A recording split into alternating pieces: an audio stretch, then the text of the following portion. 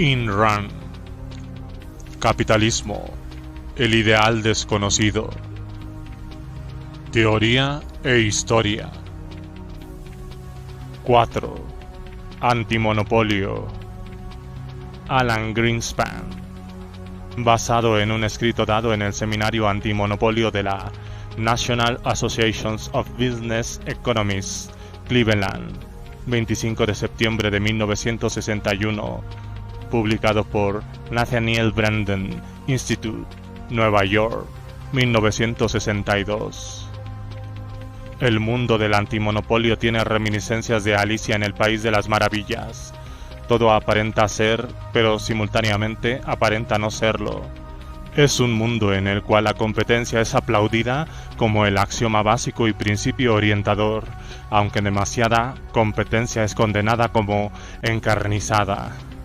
Es un mundo donde las acciones diseñadas para limitar la competencia son tildadas de criminales cuando las realizan los empresarios, pero son ensalzadas como iluminadas cuando las dispone el gobierno. Es un mundo en el cual la ley es tan ambigua que los empresarios no tienen forma de saber si sus acciones específicas serán declaradas ilegales hasta que oyen el veredicto del juez, luego de realizados los hechos.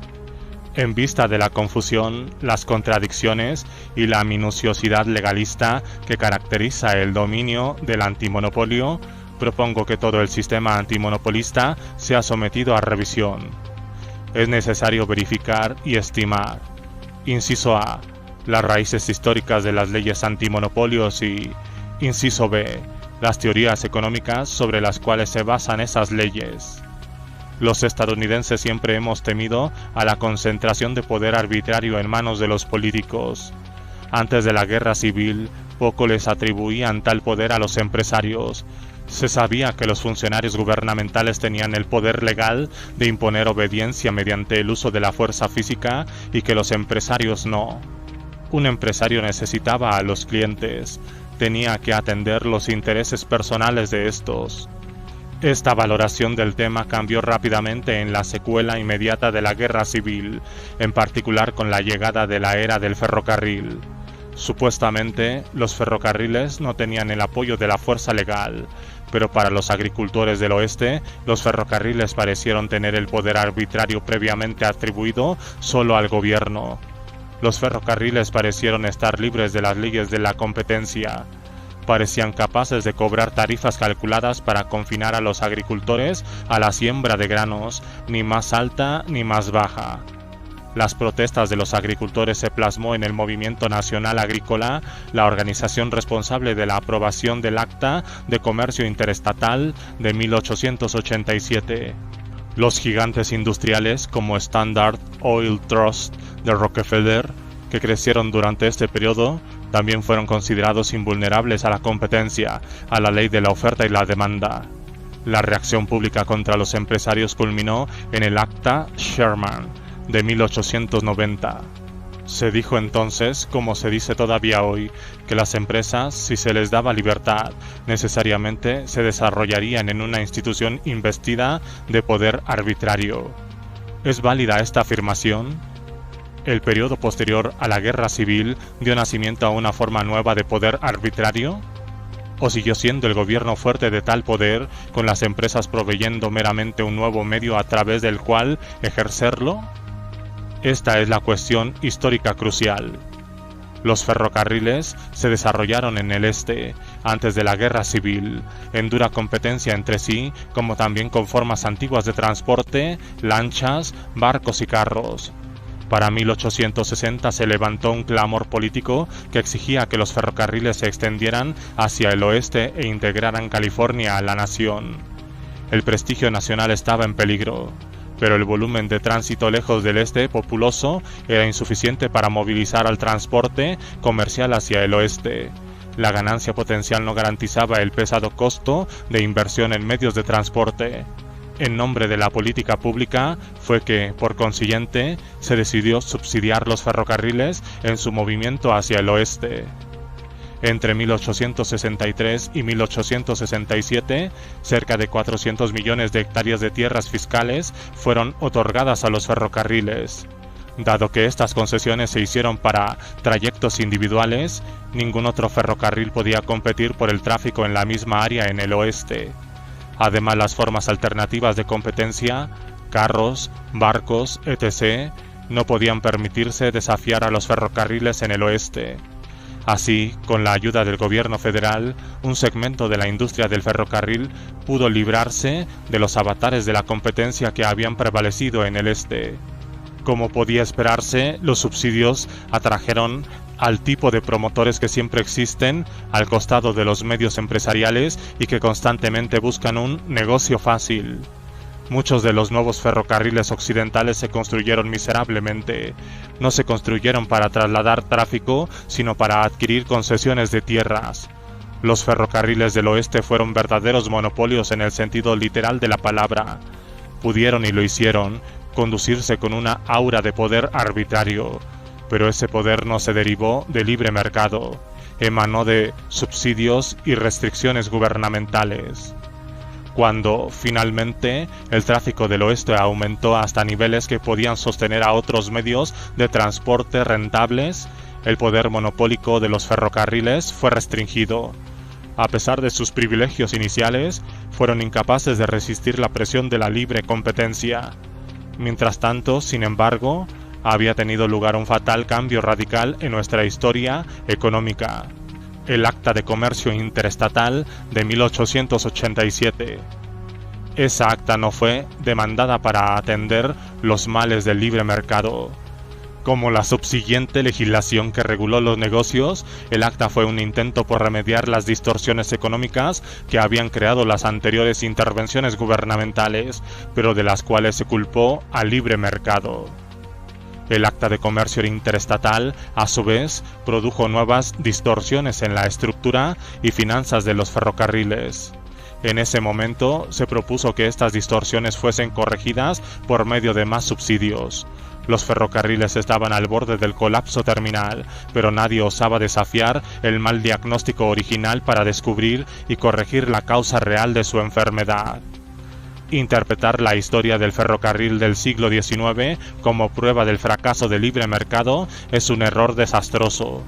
El mismo error que continúa hasta la fecha fue el temor del siglo XIX a los truths. El más formidable de los truths era Standard Oil. No obstante, al momento de aprobarse el Acta Sherman, un periodo preautomotor, toda la industria petrolera representaba menos del 1% de producción nacional bruto y era apenas un tercio de la enorme industria del calzado. No fue el tamaño absoluto de los truths, sino su primicia dentro de las industrias, lo que generaba aprensión. Lo que a los observadores se les olvidó captar, sin embargo, fue el hecho de que el control de Standard Oil a inicios del siglo, de más del 80% de la capacidad de refinamiento, tenía importante sentido económico y aceleró el crecimiento de la economía estadounidense. Tal control produjo ganancias obvias en eficiencia a través de la integración de operaciones bifurcadas de refinación, marketing y tendido de oleoductos. También hizo que el crecimiento del capital fuera más sencillo y más barato. Los trusts se gastaron porque eran las unidades más eficientes en esas industrias que, siendo relativamente nuevas, eran pequeñas para darle sostén a más de una empresa de envergadura. Históricamente, el desarrollo general de la industria ha seguido este camino. Una industria se inicia con algunas firmas pequeñas. Con el tiempo, muchas de ellas se juntan.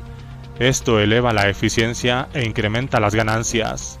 A medida que el mercado se agranda, firmas nuevas ingresan en el campo, limitando así la cuota de mercado poseída por la firma dominante. Este ha sido el patrón con que se desarrolló el acero, el petróleo, el aluminio, los envases y otras numerosas grandes industrias. La tendencia observable de las compañías dominantes de una industria que con el tiempo pierden parte de su cuota de mercado no es por causa de la legislación antimonopolios, sino por el hecho de que es difícil impedir que firmas nuevas entren en el mercado cuando aumenta la demanda por un cierto producto. Texaco y Gulf, por ejemplo, se habrían convertido en firmas grandes aun si la original Standard Oil Trust no hubiera sido disuelta. De manera parecida, el predominio de United Steel Corporations sobre la industria siderúrgica medio siglo antes habría sido erosionada con o sin el Acta Sherman. Se requiere una habilidad extraordinaria para mantener el dominio de más del 50% del mercado de una gran industria en una economía de mercado libre. Requiere habilidad productiva inusual, juicio comercial infalible, esfuerzo implacable en la mejora continua del producto y la técnica. La compañía excepcional que puede retener su cuota de mercado año tras año, década tras década, lo hace por medio de la eficiencia productiva y merece reconocimiento, no condena. El Acta Sherman puede ser comprensible cuando se la ve como una proyección de los temores del siglo XIX y de la ignorancia en materia económica, pero es una tontería consumada en el contexto del conocimiento económico actual. Los 70 años siguientes de observación del desarrollo industrial nos deberían haber enseñado algo. Si los intentos por justificar nuestros estatutos antimonopolio sobre bases históricas sostenibles son erróneos y estriban en una mala interpretación de la historia, los intentos por justificarlos sobre bases teóricas sostenibles provienen de una equivocación conceptual todavía más fundamental. En los primeros tiempos de Estados Unidos, los habitantes disfrutaron de un alto grado de libertad económica. Cada individuo tenía la libertad de producir lo que quería y vender a quien quiera que él escogía, a un precio mutuamente conveniente. Si dos competidores concluían que era de su interés propio fijar políticas de precios conjuntas, eran libres de hacerlo. Si un cliente pedía un descuento a cambio de su operación, una empresa, usualmente un ferrocarril, podría acceder o negarse conforme lo viera adecuado o no. De acuerdo a la economía clásica, que tuvo una influencia profunda en el siglo XIX, la competencia mantendría la economía en equilibrio, pero mientras muchas teorías de los economistas clásicos, tal como su descripción del fundamento de una economía libre, eran válidas, su concepto de la competencia era ambiguo y condujo a una confusión en las mentes de sus seguidores.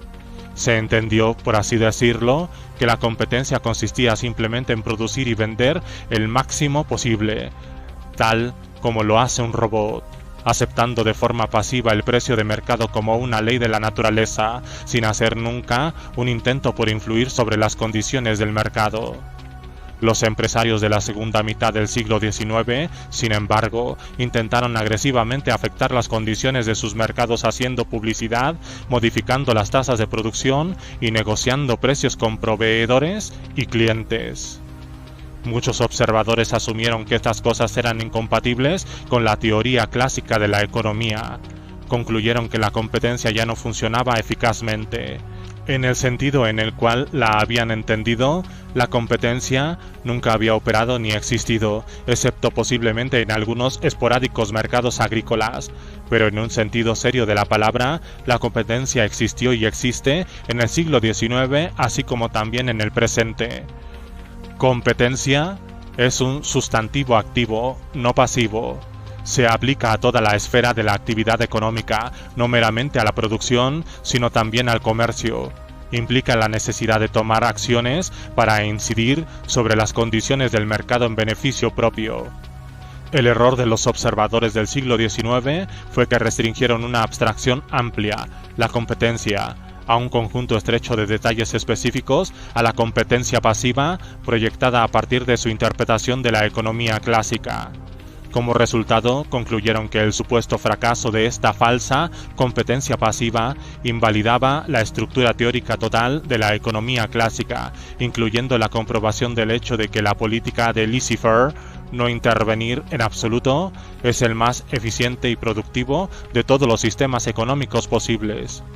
Concluyeron que un mercado libre, por su naturaleza, lleva a su propia destrucción y llegaron a la grotesca contradicción de tratar de preservar la libertad del mercado por medio de controles estatales, es decir, preservar los beneficios de la política de laissez-faire aboliendo el libre mercado.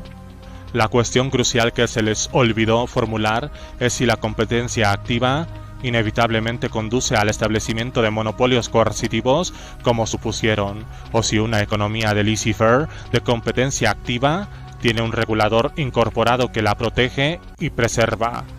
Esa es la cuestión que nosotros debemos examinar ahora. Un monopolio coercitivo es una entidad comercial que puede establecer sus precios y políticas de producción en forma independiente de lo que ocurre en el mercado, con total abstracción acerca de la acción de la competencia y de la ley de oferta y demanda. Una economía dominada por tales monopolios sería rígida y quedaría estancada. La precondición necesaria para la existencia de un monopolio coercitivo es cerrar toda entrada, obstaculizar a todos los productores competidores el ingreso a un espacio determinado. Esto puede realizarse solo por un acto de intervención gubernamental, en forma de reglas especiales, subsidios o franquicias. Sin la asistencia estatal, es imposible que un supuesto monopolizador establezca y mantenga sus precios y políticas de producción independientes del resto de la economía, pues si él intenta establecer sus precios y su producción a un nivel elevado, eso le produciría ganancias a los nuevos participantes en forma significativa y por encima de los existentes en otros campos, por lo que los competidores de seguro invadirían su actividad. El regulador en última instancia de la competencia en una economía de libre mercado es el mercado de capitales. Siempre que el capital sea libre de fluir, tenderá a buscar a aquellas áreas que ofrezcan la tasa máxima de retorno. El potencial inversor de capital no considera la tasa de rentabilidad efectiva ganada por las compañías dentro de una industria específica. Su decisión respecto de dónde invertir depende de lo que él podría ganar en ese sector particular.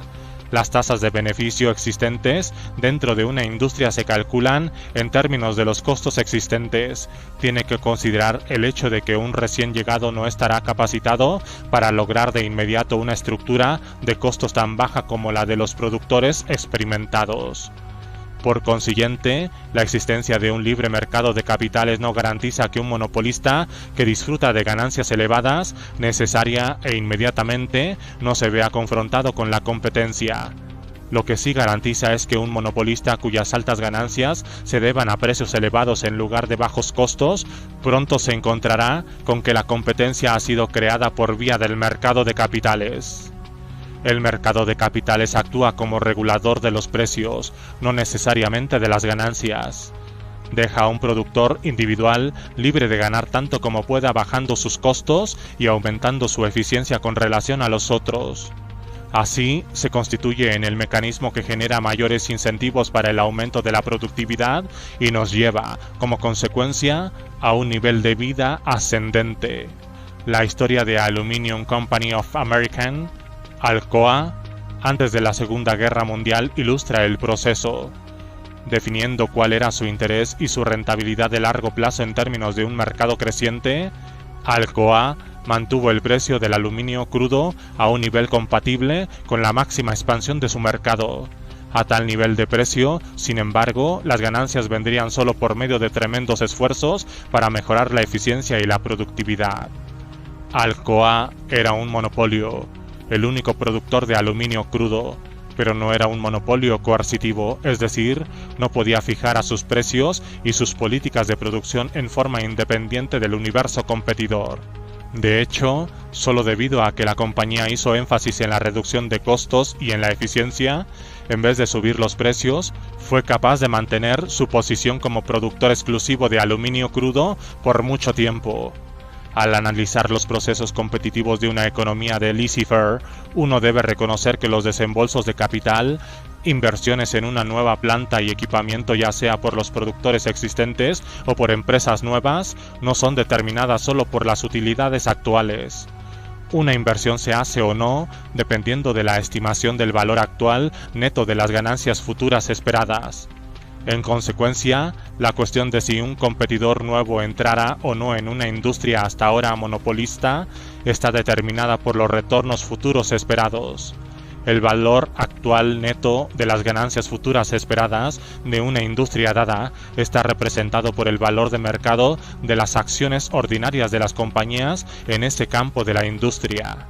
Si el valor de las acciones de una compañía particular o el valor promedio para una industria particular aumenta, el movimiento significa que se espera un valor actual superior de los ingresos futuros.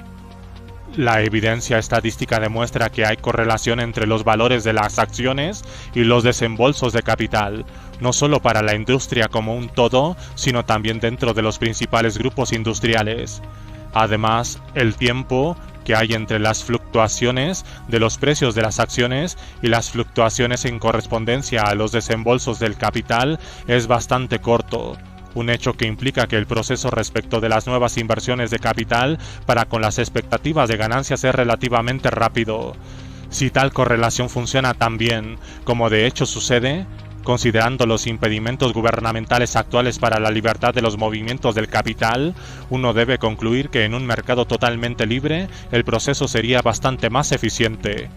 El movimiento de capitales de una nación en una economía totalmente libre estaría empujando permanentemente el capital hacia las áreas rentables y esto controlaría en forma eficaz la competencia de precios y las políticas de producción de las empresas, haciendo que un monopolio coercitivo sea imposible de mantener. Es solo en la así llamada economía mixta que un monopolio coercitivo puede tener éxito, protegido de la naturaleza de la competencia existente en los mercados de capitales por franquicias, subsidios y privilegios especiales de los reguladores gubernamentales. En suma, toda la estructura de los estatutos antimonopolios en Estados Unidos es un revoltijo de ignorancia e irracionalidad económica. Es el producto, inciso A, de una burda interpretación de la historia y, inciso B, de teorías económicas bastante ingenuas y ciertamente poco realistas. En último lugar, algunas personas sostienen que al menos las leyes antimonopolios no han hecho daño. Afirman que si bien el proceso competitivo mismo ya inhibe la acción de los monopolios coercitivos, no hay ningún daño en asegurarse doblemente declarando que ciertas acciones económicas son ilegales. Pero la sola existencia de esos estatutos confusos y de esa jurisprudencia contradictoria inhibe a los empresarios de realizar lo que, de otra manera, serían atinados emprendimientos productivos. Nadie sabrá jamás que nuevos productos, procesos, máquinas y consorcios con ahorro de costos no llegaron a tener vida, aniquilados antes de nacer por el Acta Sherman. Nadie jamás podrá estimar el precio que hemos pagado por esa acta que, por inducir a un menor uso del capital en forma efectiva, hemos accedido a un nivel de vida inferior al que de otra manera habríamos logrado. Sin embargo, no se requiere ninguna especulación para evaluar la magnitud de la injusticia y el daño causado a las carreras, las reputaciones y las vidas de los ejecutivos encarcelados bajo cargos de violación de las leyes antimonopolios. Aquellos que alegan que el propósito de las leyes antimonopolios es proteger la competencia, la empresa y la eficiencia, necesitan que se les recuerde la siguiente cita de la acusación del juez Lerner Hunt de las así llamadas prácticas monopólicas de Alcoa. Alcoa debió anticiparse a los incrementos en la demanda por lingotes y debió estar preparada para suministrarlos. Nada la obligó a mantenerse sin doblar o triplicar su capacidad antes que los otros entraran en el segmento. Insiste en que nunca excluyó a los competidores, pero no podemos pensar ninguna exclusión más efectiva que la de aceptar progresivamente cada nueva oportunidad a medida que se abrían y afrontar cada nueva solicitud con una nueva capacidad ya preparada dentro de una gran organización, con la ventaja de la experiencia, las conexiones y el personal de élite. Alcoa fue condenada por ser demasiado exitosa, demasiado eficiente y una competidora demasiado buena. Cualquier daño que las leyes antimonopolios pudieran haberle hecho a la economía estadounidense, cualquier distorsión en la estructura de capital de la nación que pudiese haber creado problemas, son menos desastrosos que el hecho del propósito efectivo, el intento oculto y la práctica existente de las leyes antimonopolios en los Estados Unidos, que han llevado a condenar a miembros productivos y eficientes de nuestra sociedad por ser productivos y eficientes.